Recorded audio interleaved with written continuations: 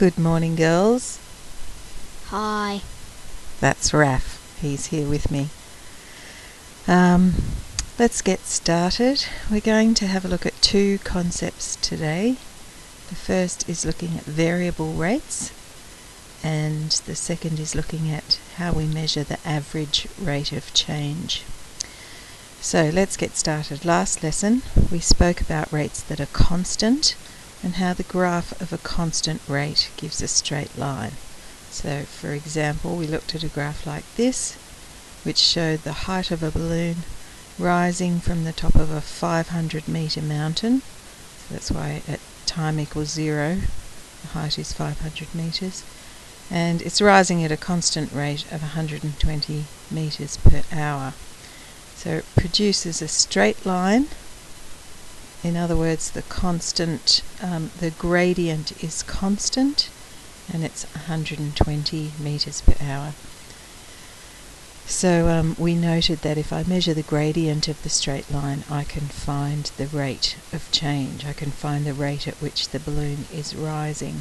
We also had a little chat last lesson about how in the real world rates are really constant. So we talked about how it would be quite unusual for a balloon to continue rising at the same rate for 5 hours straight.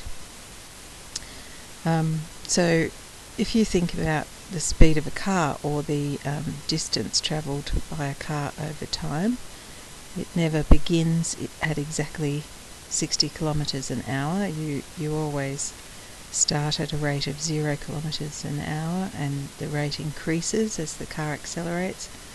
Then you might, for example, reach your travelling speed and of 60 kilometres an hour. Then you might slow down to go around corners or traffic lights.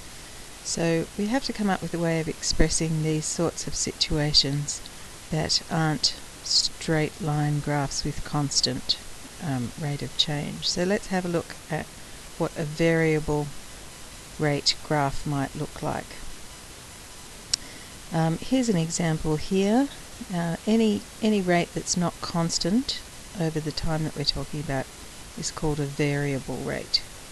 So I've got a graph here of distance by time, and I can see that over the course of this time here from 0, let's say the hours, from 0 hours to 3 hours, I've got 3 different rates happening over that time from 0 to 3. But within these time slots from time equals 0 to time equals 1, there's a constant rate there because it's a straight line there. There's a constant rate of change from 1 to 2 hours because that piece of the line is straight, and there's a constant rate of change from 2 to 3 hours because that piece of the line is straight. But over the entire time, I would say that this is a variable rate. So that's one example of what a variable rate graph might look like. Here's another example. This rate here. It doesn't have particularly any parts of the line that are straight, or if they are, they're very small parts of the line, because the rate is changing all the time.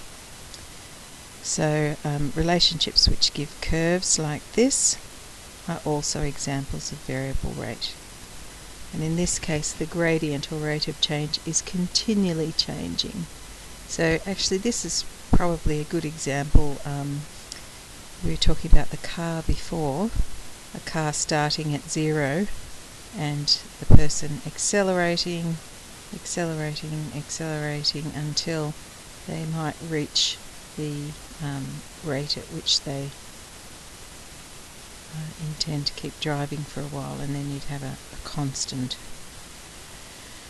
I'm hoping that that's making sense to you, because I'm not there to take your questions, but we'll push on anyway. We'll have a look at example 6. This example's from your textbook, so not your textbook, but the handout that we have, so you can have a look at it there.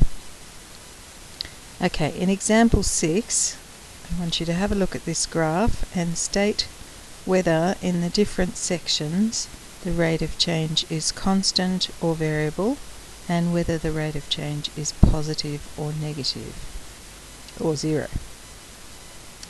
So let's have a look at the first part here from A to B. So we're going to ignore this section here.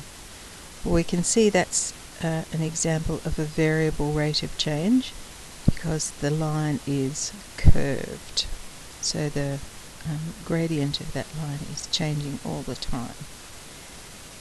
What about positive or negative? Well, if you think back to your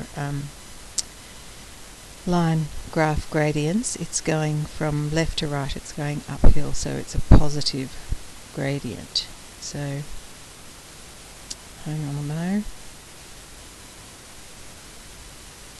So we can say in the interval AB we have a rate that's variable and positive. Okay, let's have a look at this interval BC. So we're ignoring the others. First thing we notice is that it's a straight line between B and C, so it's a constant rate of change. The other thing that we notice is that the line, the gradient of the line, is a zero gradient because it's flat like that. It's not going uphill or downhill, it's flat. So we would say that in this interval BC the gradient is zero and the gradient is constant. The rate of change and the gradient are the same thing. Let's have a look at CD. We notice that it's constant straight away because it's a straight line, but we also notice that it's moving in a negative direction. In other words, it's going downhill from left to right. So we would say it's constant and negative. Alright, let's keep going. I'm going to ask you to do exercise 7C. Well, I'm not going to give you time to do it now. We'll keep going on to the next section. But once this video is finished, have a go at exercise 7C. I'm going to set you 7D as well, so let's keep moving on. Alright, we want to look at something called the average rate of change. So sometimes it can be useful to know the average rate of change over a particular interval. Say I had a distance time graph like this. It's a nice curved line, but I was just interested in knowing between these 2 points P and Q here, which represent time 2 seconds and time 7 seconds, what was the average rate of change over those over that period of time. And the way that we do that is we have a look at this point here and this point here, and we create a rise over run calculation between those 2 points. So if you like, we just draw a straight line between P and Q and find the gradient of that line there. We ignore this change here altogether. So 2 examples here. Let's say we had a tree that grew from 6.2 meters at the beginning of a year to 6.75 meters over a year, and we want to find the average rate of growth. It may have grown at different rates across that year, but we're not really interested in that. We just want to know the average rate of growth. So we simply look at the change in its height over the time period and the change in time. So that gives us 6.75 minus 6.2 meters over the year, which comes up with 0.55 meters a year. Pretty straightforward. In this example here, we have, let's say, a particle moving.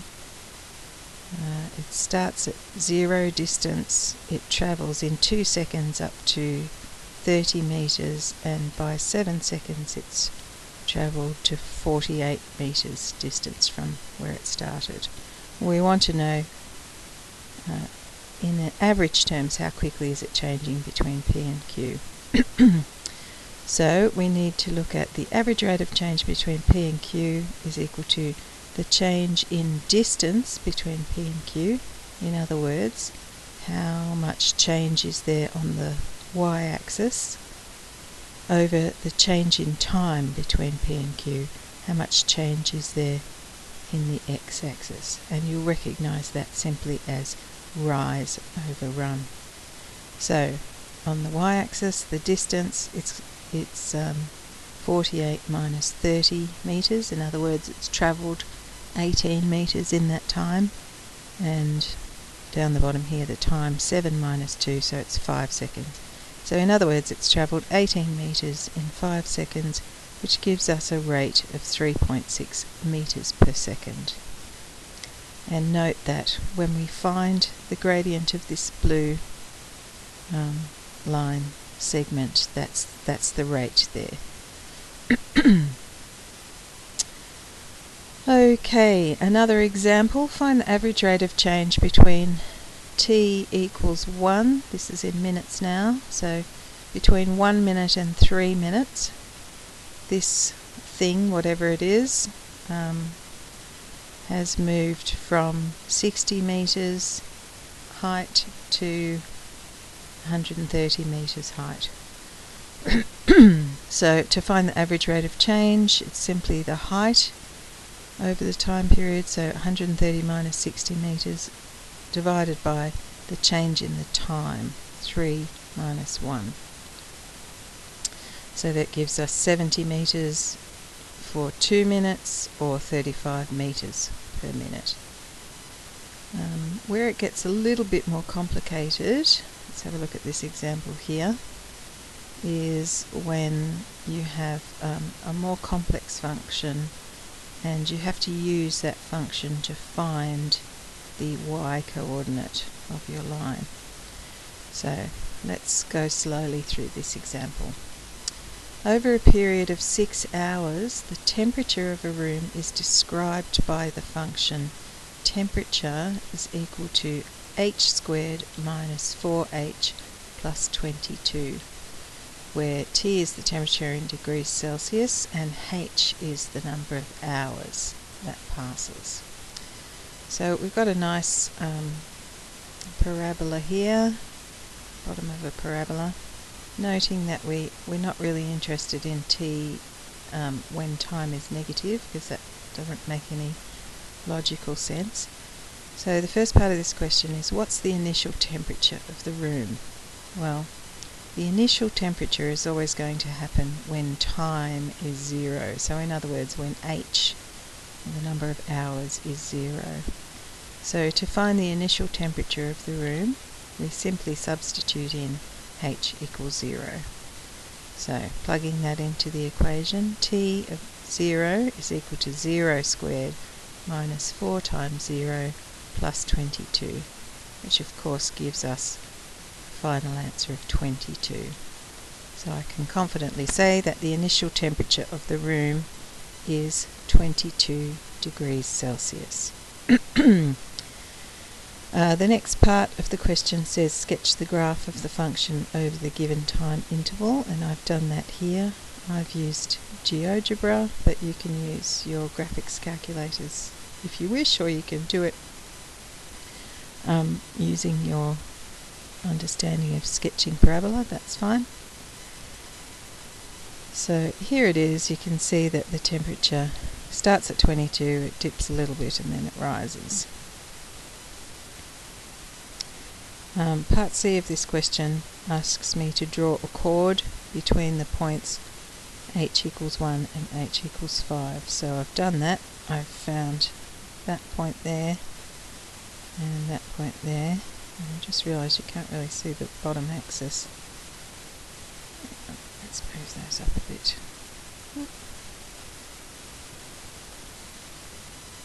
Oh, now my line's gone all wonky. There we go. So at h equals 1, or at 1 hour after we start, I'll just leave that, that's fine. Ignore that dot there. At h equals 1, the temperature is about, let's have a look, about 19. And at h equals 5, the temperature is about 25 or 27. But we need to be a bit more formal in than that. We need to find exactly what the temperature is at these 2 points, 1 and 5. So to do that, we go through the same process. We find temperature at 1 hour by substituting that into the temperature formula. So temperature at 1 hour equals 1 squared minus 4 times 1 plus 22, which equals 19. And the temperature at 5 hours is 5 squared minus 4 times 5 plus 22 equals 27.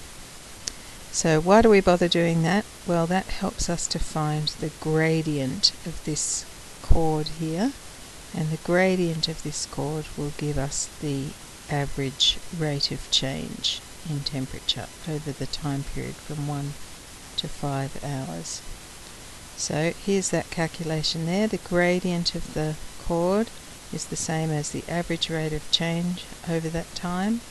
In other words, the change in temperature divided by the change in time, which equals 27 minus 19 over 4, or 8 over 4, which equals 2. So what is the average rate of change in temperature between hour equals 1 and hour equals 5? It's 2 degrees Celsius per hour. And that is our answer. Be interesting, if we drew a chord from 0 to 1, we'd get a negative rate of change, wouldn't we? Because the temperature is actually going down over that time period. Anyway, I also want you to have a look at exercise 7D. Girls, the same philosophy applies. There's a lot of questions there, which is good. You can do every second one if you wish, but if you're having difficulty, then give yourself more practice in that area. So I don't mind if you do every second one, but when you get to an area where you're having trouble, maybe do every one so that you can have more practice. Have fun. See you next lesson.